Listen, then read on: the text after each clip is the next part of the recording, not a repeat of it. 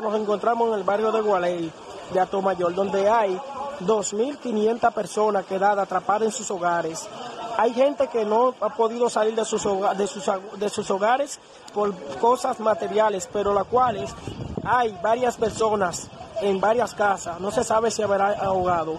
Hay personas en las azoteas, en todas las azoteas, incluyendo mascotitas, animalitos, y la cual el pueblo de Atomayor, el barrio de Gualey, la rotonda de Gualey, está atrapado entre el río y la Cañada. Que por favor, si todavía hay visibilidad de mandar un helicóptero lo más rápido que pueda, que lo mande al excelentísimo señor presidente, porque está lloviendo y sigue lloviendo. Y hay más de 2.500 personas. Vean la visualidad, es una segunda planta y ya está por la mitad.